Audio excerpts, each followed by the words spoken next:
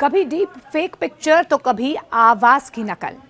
Europe के AI act में ऐसा क्या है?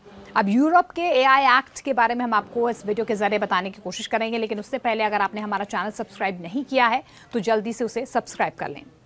ये एआई यानी कि आर्टिफिशियल इंटेलिजेंस का दौर है। जिस काम को करने में पहले घंटों का वक्त लगता था, उसे एआई की मदद से चंद मिनटों में किया जा सकता है। हालांकि एआई के दौर में लोगों ने तकनीक का जितना फायदा उठाया है, इसके हमारे जीवन पर गलत प्रभाव भी तेजी से सामने आने लगे हैं। यूरोप ने दुनिया का पहला ऐसा कानून बनाया है जिसके तहत आर्टिफिशियल इंटेलिजेंस के गलत इस्तेमाल पर एक्शन की बात सामने आ रही है। एआई का इस्तेमाल आपराधिक गतिविधियों में तेजी से होने लगा है। डीप फेक के जरिए अब किसी की भी अश्लील वीडियो बनाई जा सकती है। फोन पर मिलती जुलती आवाज से धोखाधड़ी भी इसका एक बहुत बड़ा एग्जाम्पल है। यूरोपीय संघ ने इस खतरे को भांपते हुए अपने आर्टिफिशियल इंटेलिजेंस एक्ट में एआई जोखिमों को बड़े स्तर पर प्रबंधित करने के लिए इसे डिजाइन भी किया है। भारत सहित अन्य देश इससे बहुत कुछ सीख भी सकते हैं, क्योंकि हम भी ये सुनिश्चित करने का प्रयास करते हैं कि एआई सभी के लिए सुरक्षित हो और फायदेमंद हो। यूरोपीय संघ का एआई कानून 1 अगस्त को लागू हो चुका है। ये कानून अलग अलग एआई प्रणालियों के लिए उनके द्वारा उत्पन्न जोखिम के स्तर के आधार पर जरूरतें तय करता है। एआई सिस्टम लोगों के स्वास्थ्य, सुरक्षा या मानवाधिकारों के लिए जितना ज्यादा जोखिम पैदा करता है, उससे उतनी ही ज्यादा जरूरतों को पूरा भी करता है। व्यक्तिगत निर्णयों में हेरफेर इस कानून में ज्यादा जोखिम वाली निषेध सिस्टम की एक लिस्ट भी है। इस सूची में वे एआई सिस्टम शामिल हैं जो व्यक्तिगत निर्णयों में हेरफेर करने के लिए सबकॉन्शियस तकनीकों का उपयोग करते हैं। इसमें कानून के इन्फोर्समेंट अधिकारियों द्वारा उपयोग किए जाने वाले रियल लाइफ फेस की पहचान करने वाले सिस्टम भी शामिल हैं। ये मौजूदा वक्त में चीन में उपयोग किए जाने वाले सिस्टम के समान होते हैं। रिस्क मैनेजमेंट योजना क्या होती है? सरकारी अधिकारियों या शिक्षा और स्वास्थ्य सेवा में उपयोग किए जाने वाले अन्य सिस्टम भी हाई रिस्क वाले माने जाते हैं। हालांकि ये बैन नहीं है, लेकिन उन्हें कई आवश्यकताओं का पालन भी करना होता है।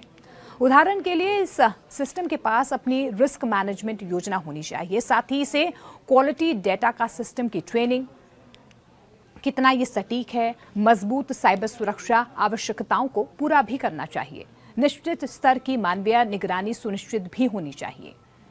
इसके अलावा एआई चैटबॉक्स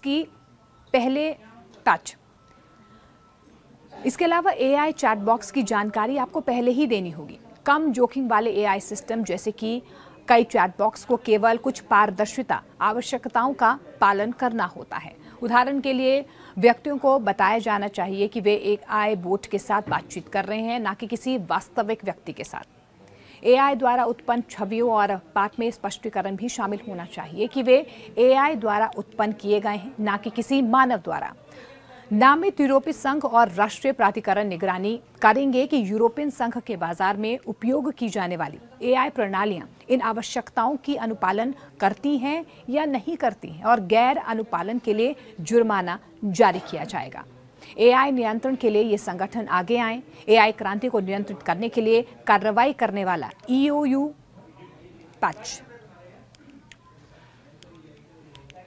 एआई नियंत्रण के लिए ये संगठन आगे आए। एआई क्रांति को नियंत्रित करने के लिए कार्रवाई करने वाला ईयू अकेला नहीं है, अन्य देश भी यही कर रहे हैं।